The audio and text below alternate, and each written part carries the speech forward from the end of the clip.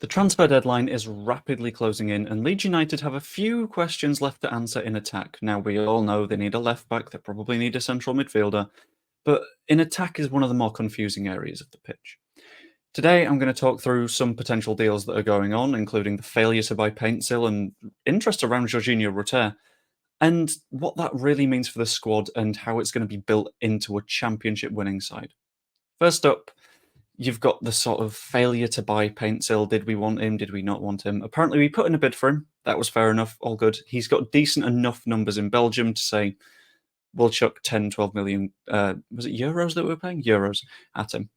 However, he has now informed his club that he doesn't want to move in the window, which is fair enough. He was seemingly comfortable over there. He got 22 goal involvements last season in Belgium, and he might just want to develop for a little while longer. That's completely okay. I understand it from his part. However, a slight bigger issue that Leeds United might have to deal with is the fact that Lyon want Georginio Rutter. They're losing a player to one of PSG or Liverpool or Chelsea, one of the big name clubs, 50-something million pounds. And Georginio Rutter is someone that they're interested in for buying. Now, I am 90% sure Leeds United are going to keep Rutter, purely because there isn't going to be an exit clause. If there was, he would have probably pushed for it earlier on.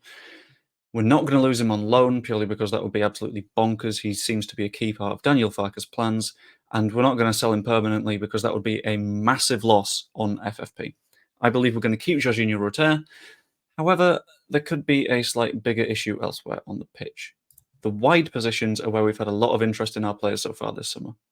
Everton, for example, looked at Willy Gnonto. Feyenoord were looking at Luis Sinisterra. Crescencio Somerville was apparently being looked at by Burnley.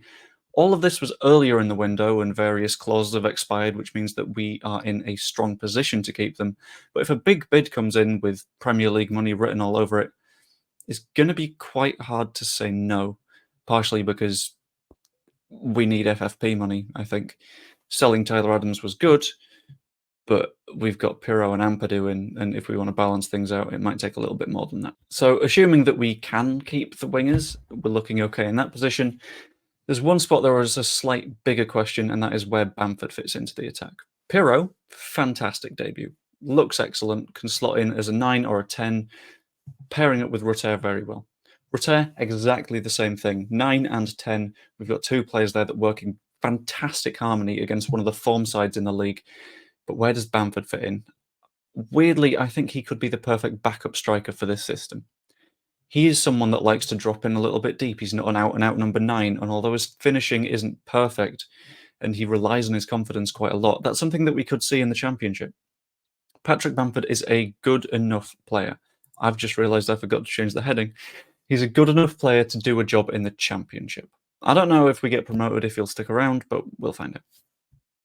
Importantly, will there be any changes to Leeds United's attacking lineup before the deadline? The news of Paintsil makes me think that they were getting ready to lose a winger because I think we've got enough strength in those wide positions at the moment.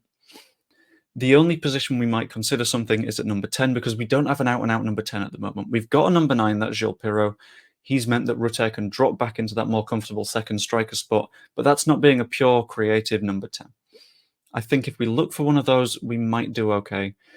If we don't, it's not going to do too much harm because that double striker system really worked against Ipswich, and it's the Championship. I don't see many clubs it's not going to work against. Anyway, that was a quick rundown of the news from this morning and what it really means for the rest of the transfer window. Let me know what you think in the comments below. Will we get any more business done before the end of the window? I hope so at left back and centre mid, but that's not what this is all about, really. And yeah, if you enjoyed, like the video and subscribe. I will see you later.